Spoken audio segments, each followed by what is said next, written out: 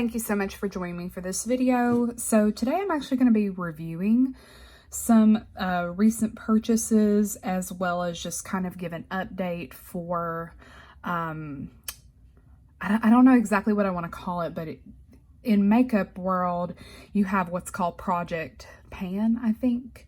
And that is kind of where the objective is to use what you have. So I have been trying to do that with my, my planning and stuff like that. So I just kind of wanted to give an update and, you know, show y'all how I'm using different things up and even reusing some products. But first off, I just wanted to give a review of a recent Michaels purchase.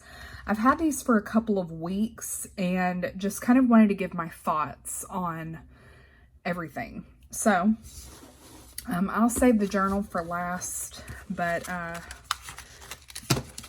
I know this was really popular whenever it first came out. This is the,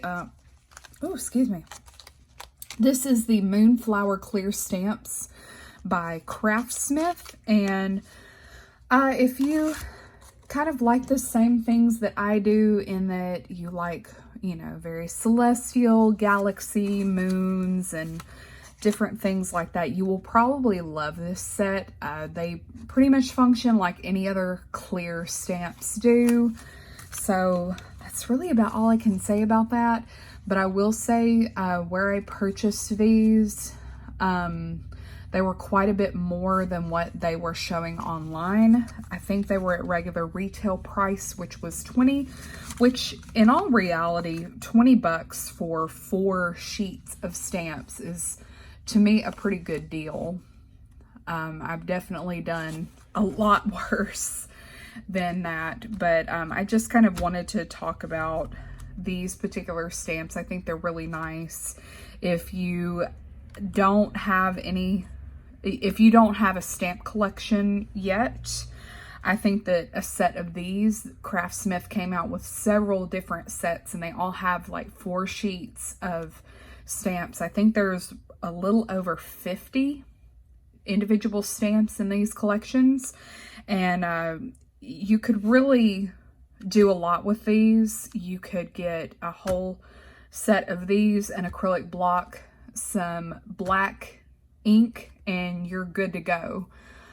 So I think this would make a great starter set for people that don't have stamps, and it's also great for people like me who are collectors, and we do have a collection of stamps. So just kind of wanted to throw that out there. And then to me, I thought this was such a frivolous thing, but I've been watching a lot of art journaling YouTubers here lately, and I saw that a lot of them were talking about these Ranger Tim Holtz Distress Sprayers. And I gotta say, this is actually worth it. It's a sprayer, but I really like that, first of all, you can lock it here. There's a little button right there where you can lock it and it won't spray, or you can unlock and it sprays. And just depending on what kind of an effect you're wanting to do with this, you can, you know, go really heavy-handed with it and spray like a nice big spray. And if you are using any kind of a wet medium, especially like a distress ink or alcohol ink, anything like that, you can create really cool drip effects with it. Or you can kind of slowly spray, and I've used this to wet my watercolor cakes, and I was able to get, you know, each little cake watered down enough. So like I said, this seems like a really frivolous thing, and this is absolutely not a necessity by any means. You can use any kind of a sprayer that you have on hand. If you don't have sprayer, you could take your brush and clap them together wet and create the same kind of effect. But if you are one of those crafters that's got a pretty decent collection, and you do intend on doing projects where you want to create a lot of water drips, or you want to create just different effects with water, I would definitely look at one of these. but it's not a must-have. But I'm really glad I got this thing. I almost passed it up, but I'm really, really glad I picked it up because I have ended up using it a lot more than I thought I was going to. So that's always a really nice surprise. Here I have a set. This came in a nice little box. This is the Prima Finnabair collection. And these are a set of 3 acrylic paints that have this beautiful shift to them. So we've got a violet and it shifts to gold. And I'll show you a project here in just a second where I use these paints. This one is a blue and it shifts to gold.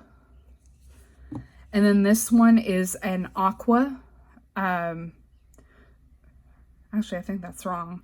It's a pink. It's a rose color that shifts to aqua. So they're metallic paints and they, oh my gosh, they're so, so pretty. I wanted to get a set of these acrylic paints and I had thought about purchasing them from scrapbook.com, but I was already in Michael's and just figured, you know, I'm already in here. I see these, why not? I will definitely use these colors because these colors are something that I would absolutely use. So I went ahead and picked up the whole set. They are acrylic paints, but to me they're very, I guess you would call them very high flow. So they're very liquidy and nice, and they're easy to water down and move, and you can water them down a little bit more to create more of a flow for drip effects and things like that. So I think these are nice. Plus I love the packaging. The packaging of the Finnabair items, I just love it. It's got this really cute little bottle cap and they're so small and easy that I just kind of keep these on my desk for my craft area. And then here, y'all saw me use this texture paste whenever I was redoing the planner tab, and I use this, and I will be honest, I haven't used it again, but I will say that the paste has really held up well in my planner. Now I'm not rough with my planner, so I'm not constant, and it stays on my desk, so I'm not constantly, you know, flipping hard through it, but the texture paste has really held up well in my journal. So I think that for other projects that you could use this for, I think it's a good option. It was less than $10 and you get quite a lot in here. So considering what I use it for, I feel like it's probably going to dry up before I can finish using it all. And it is truly like a paste. It's got a very whipped looking texture to it. So I'm definitely going to have to come up with some different ideas to use this with. That way I can use it. And I would repurchase this, but I don't know how often I'm going to use it because I haven't gotten to the, I guess, the mixed media level of doing canvases and things like that. I think that if I was doing canvases and different projects where I'm using 3D mediums, I guess you could say, then I would probably use this a lot more. But for now, I'm really only using paper to do my mixed media projects on. But definitely not saying it's not in the cards for the future. So I'm definitely going to hold on to this, and I'm sure it will probably get used, but I'm hoping that I can come up with some kind of a project to use more of it. That way I can go ahead and get it used up. And then lastly, I have the Dylusions journal from, oh my gosh, it's from Ranger as well. So I discovered this journal first from watching Effie Wild. I go back and watch her old videos, and she had picked up one of these Dylusions journals. They come in several different sizes. This one is the A5 size, and I got the brown one that's got kind of the ivory looking paper in the journal. They also have a black line. So you've got several different sizes that you can switch between, and then different papers if you want to do, you know, just a nice blackout book and build from there. I haven't done anything with the cover yet, obviously, but I really like the elastic on it. I think the elastic works great because with these projects, they're definitely a lot chunkier. The paper is much, much thicker than what I'm used to working with in my bullet journal, which I really like. I haven't found a use for this little envelope yet, but I'm sure I will. So here, like I said, I was going to show y'all kind of the color shifts that you can find in the Finnabair paints. And I did use a mix of all of them, as well as a pink, let's see, where is it? I watered down this Dusty Rose Impasto paint from Finnabair. And I used it to kind of like, with my finger, go around and then really create this up here. But I really liked the flow of it. I thought it was really, really nice. And this was very much a test page to see how much water I could put on here and everything like that. And it performed beautifully. This would make a great journal if you're wanting to do mixed media and use a lot of wet mediums. I feel like this paper really could withstand quite a bit. Now, of course, as I was applying things, I was also drying them in between. That way I could get the project done a little bit quicker. But that was kind of my inspo for the first page. This page, again, was very wet, medium, heavy. I added some paper here, just different things. Let's see. This page, I was a little nervous about adding the little jewel here, but I think it turned out so pretty. And look at this. It kind of locked in the water droplets that I added, and that was from the sprayer. No, it wasn't. Well, yes, it was, because I sprayed it with two different things. Uh-oh. Got a little issue there. I also used this Dylusions Mica spray, however you say that, because I had it and I've had it for a while and rarely use this stuff, but I wanted to use this, so I sprayed it all over, and you can definitely see the effect on the different parts of the project. But I really, I wanted to spray this with water because I kind of, I didn't put an actual name for this piece, but I kind of call it Purple Rain. And I love the water droplets. So what I did here was I sprayed it, and while it was wet, I didn't move it, and I just finished it with this Americana sealer and finisher. This is another item that I picked up from Michaels that I have really been using a lot more than I thought I would. Not only have I used this to seal my projects in my art journal, but I have also used it to just help aid whenever I am doing, y'all saw me use this in the last Plan With Me to seal in that photo that I had printed on the lavender, the lavender piece. I've been using it as well to kind of seal in different printed images. That way they don't run quite as much when I apply the matte medium over them. This is, I'm sure you can guess what the theme is, but I'm not really that happy with it, but it is what it is. It's okay. I definitely need to go in and finish this one, but I just kind of did it and then I laid it down because I headed my doodles in it. But I do plan on finishing this page and continuing on with this journal. So here are what the blank pages look like. They're a very cream colored page and all wrapped up nice in this little notebook. And like I said, I really like that they put this really sturdy elastic on here. That way your images can, or your paper, so your page won't be just like super ballooned with nothing to hold it in. I feel like I could definitely fill up this entire journal and this elastic would be strong enough to hold it all in. So that is the update on Michael's stuff. As far as using what I have, I have 3 different spots of things that I'm using. So I'll show you one of my boxes here. So this is one of my boxes that I have, and I leave it open on my desk. And I've got just different little bits and bobs of ephemera, different little pieces of tissue paper, die cuts, things like that.